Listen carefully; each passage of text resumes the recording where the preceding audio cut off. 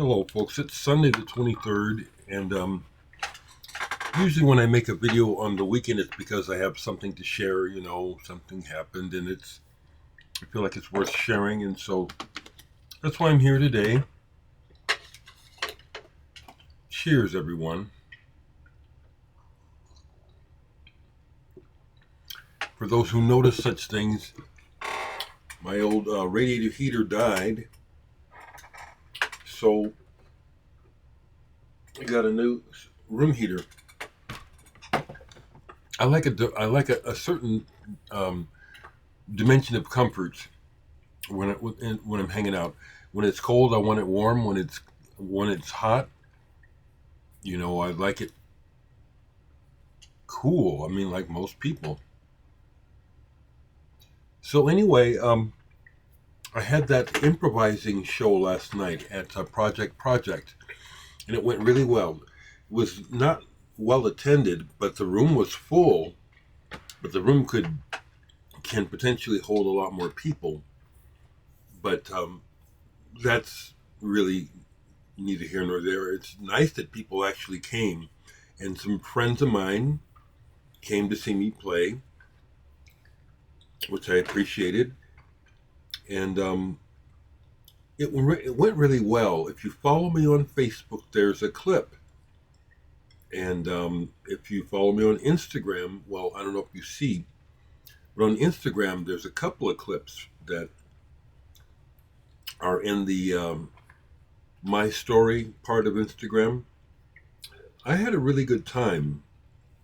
And I think what I enjoyed the most was my first time playing with all those guys, Steve Erbauer, Phil Smith, and Kyle Jessen. And the drummer is good, and he is good at improvising and listening and responding, but also being committed to what he's doing. Some folks who are not as well versed in improvising will tend to follow someone and like lockstep. If they change here, we change. If they change, we change. But it's much more interesting when people are improvising, a stew is created, and then the people doing their parts stay committed to what they're doing until it's time for it to change, as opposed to, oh, they changed it, I better change. And the group avoided that last night, even though Steve Erbauer, who was the guitarist, said this was his first time doing an improvisation gig. He did quite well. Something that I threw in, because I knew that no one else would do it, is I started a pulse. We did 3 or 4 different pieces. And one of them I purposely started like a Pink Floyd. I even interpolated Set the Controls for the Heart of the Sun. Nobody else recognized it. But it was nice because the drummer pulsed it, picked up on the pulse a little bit, and then took it and went free, which was just perfect. I had a really good time last night, so that's why I'm here enthusing about it. I really enjoyed playing with those guys. I have another show on the 11th. It just posted a flyer for it today online, and the way that it's being presented is like I'm the headliner. I just thought they wanted me to play. Doesn't matter if I'm the headliner, but the way that it looks is I'm at the top, which I enjoy. Then on top of that, the people who organized the No Coast Noise Festival showed up last night for the performance. Really enjoyed it. And I'll probably be added to the Noise Fest lineup in July. I actually let them know I'm interested, because it's the day before my birthday in July. It's on July 6th. And I turned 70 on the 7th. It'd be be a nice way to celebrate, to play a gig. So that's really what I wanted to share. I'll show some music, but playing music live and interacting with other people through music is very invigorating. It can be frustrating. But last night was, you can hear it and see it in the clip on my Facebook page. It was good. Kyle Jessen, who organizes these events, when he played with us for the last set, he wasn't happy with his what he did, but I thought it was fine what he did. We did get a bit loud, so he got drowned out at one point. But I just went with the volume myself, and I'm aware of these things. But what was happening was in tandem with the drummer. And it's like, well, I'm just going to go with this. Drummer's getting off. Let's go. And it got loud, but good loud. I was very happy that people bought some CDs, even though we didn't play anything from them. So the way that the Grapefruit show is being advertised, I'm going to play exactly what I want, which means I'm going to be featuring music from the music that I've been releasing. Last night was all improvised. So the one at Grapefruit, I'll mix it up. Okay. So some music that is sitting out from night listens and just in general. The last night listen that I had that was really good was a surprise. I didn't even realize I had this.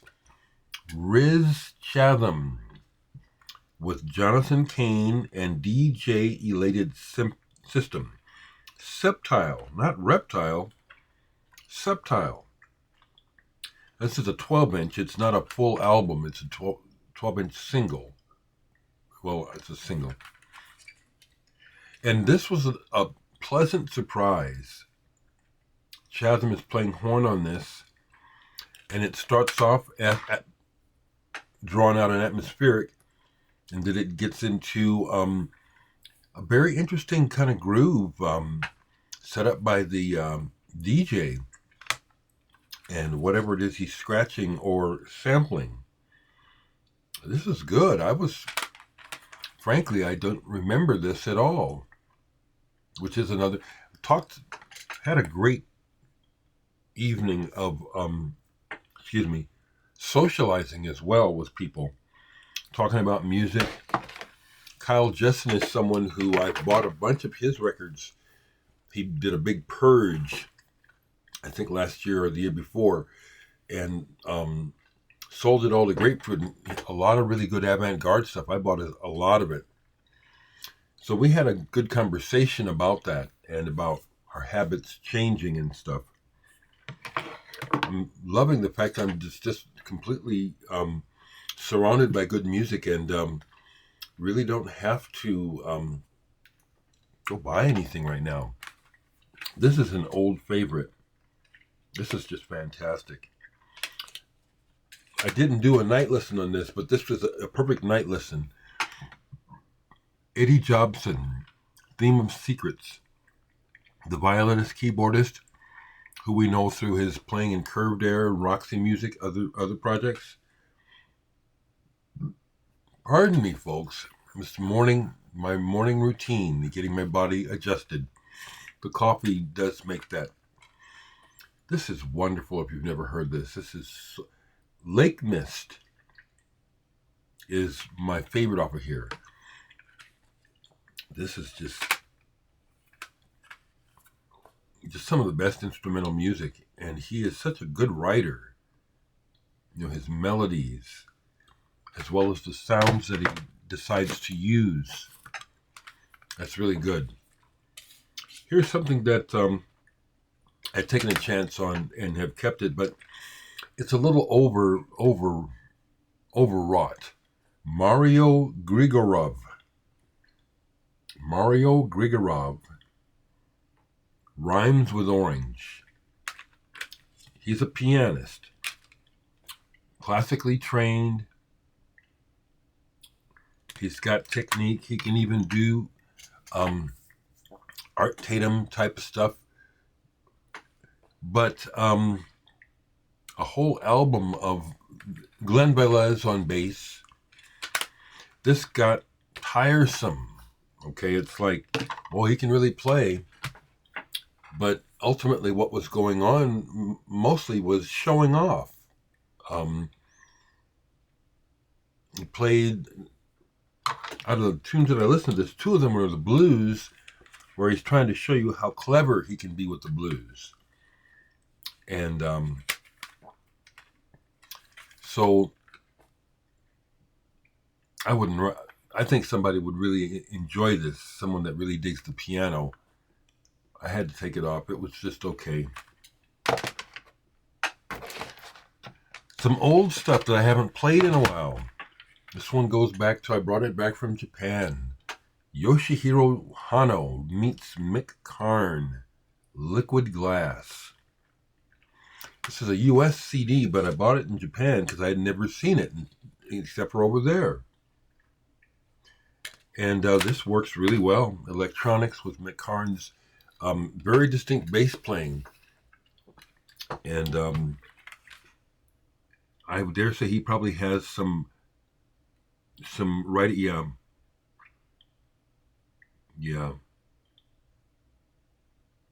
Oh, what does that say? All Poets by Mick Karn. So yeah, there's all compositions by Yoshihiro Hanno. This is good.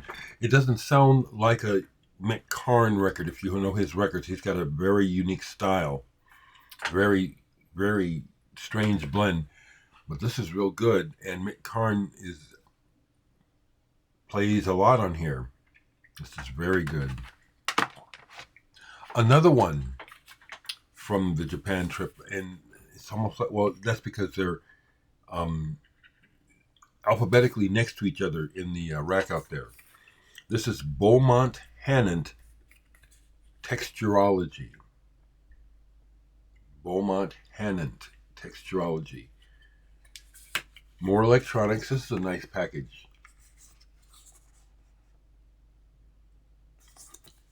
But this while I was in Japan as well. I can't really give a good description of this right now.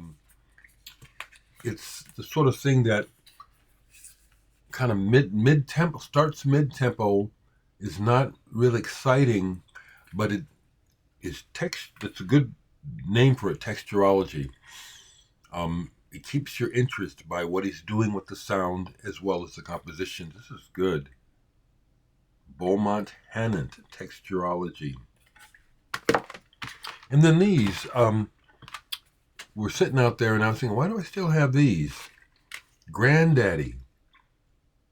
You know, the name of the band is a little misleading. They're more psychedelic than country rock, which is what the main name makes me think of, is, you know, Grandaddy.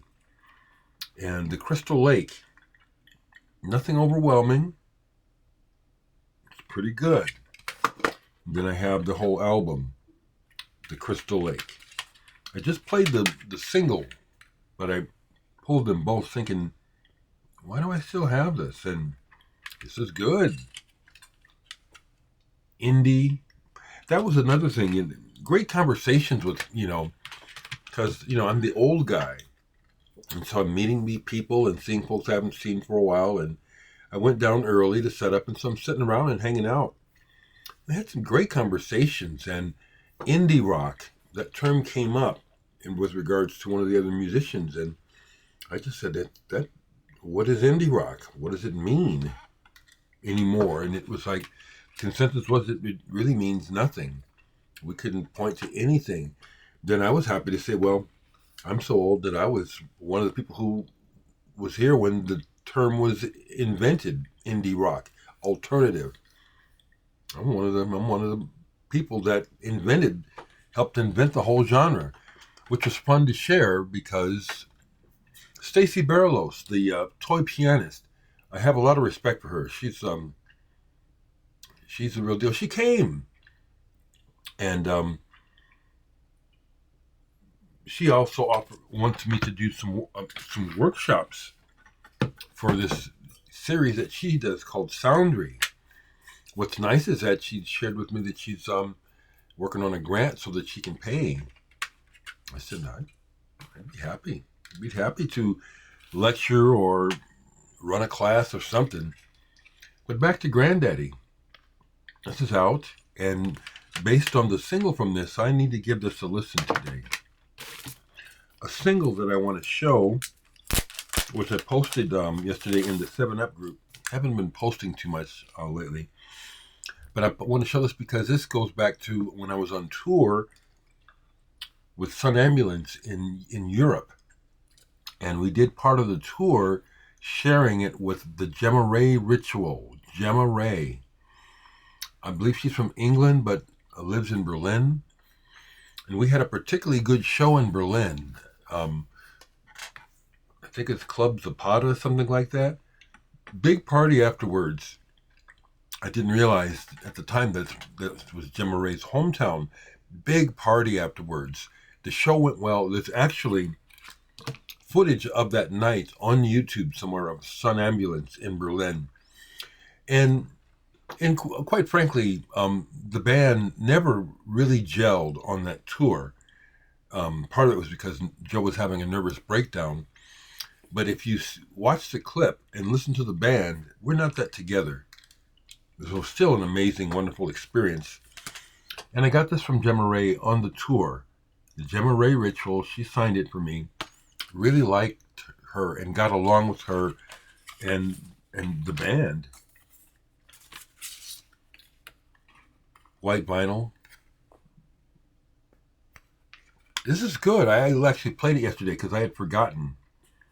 And there's a rootsy but not quite bluesy feel to what she does. This is good. And I remember the song White Bait from the tour. It was a single, so they were doing it pretty regular. This was good. A couple of records sitting out. A couple of compilations. Diving for Pearls, Volume 1. The label is, I don't know the label. Dino. But I picked this up a long time ago, probably when it came out, because of the lineup of artists on the album. And it's a good one. Department S, Stone Roses. Kirsty MacColl, Everything But the Girl, Red Guitars, Sugar Cubes, Spaceman 3, Marie Wilson, Monochrome Set, The All Pairs, and Robert Wyatt. This is a very good program. It ends with Robert Wyatt's version of Elvis Costello's Shipbuilding, which is the version. If you've never heard that song, that is the version to hear. Here's another compilation. I just decided to grab some comps. Play It Again, Sam. The Dice Are Rolling. A Play It Again, Sam record sample.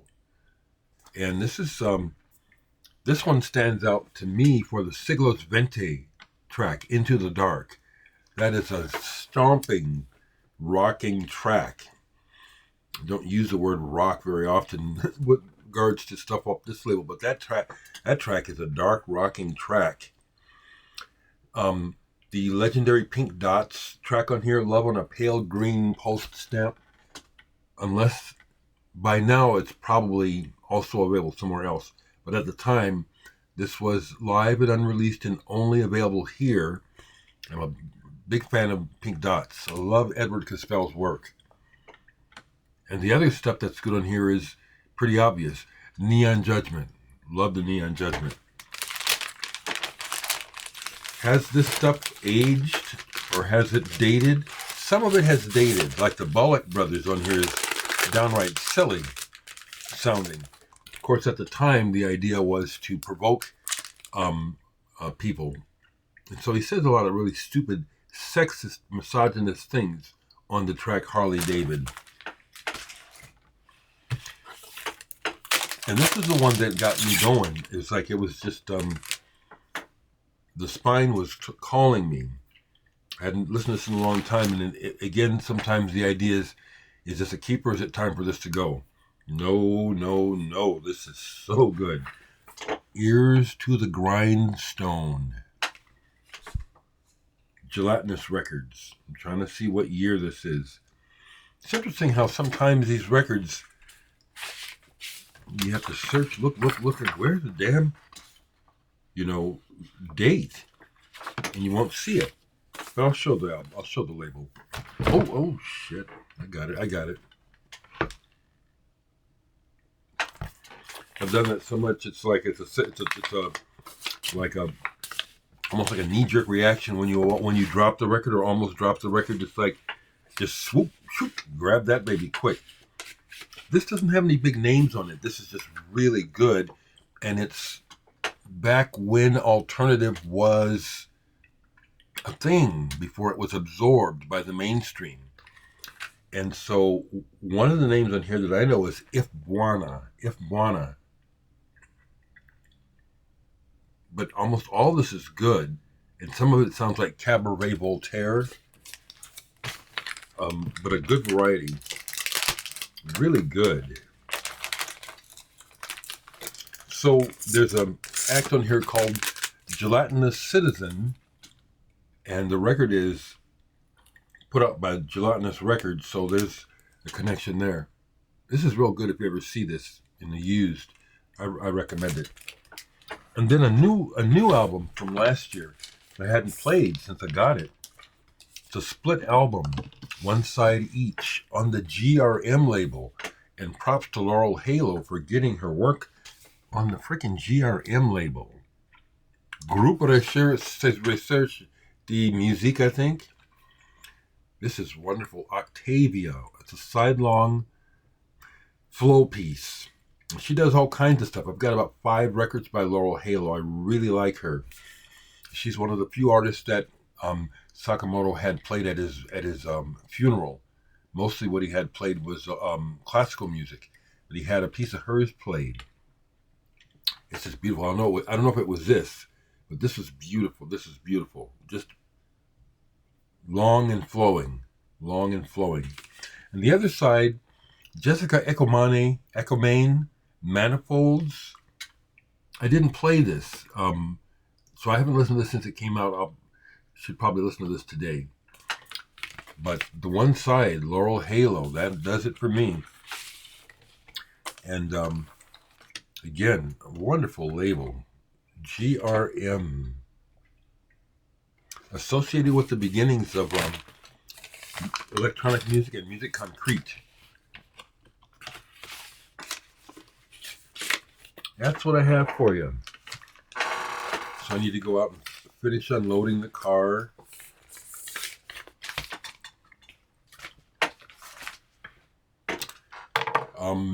The everything was recorded, but no one.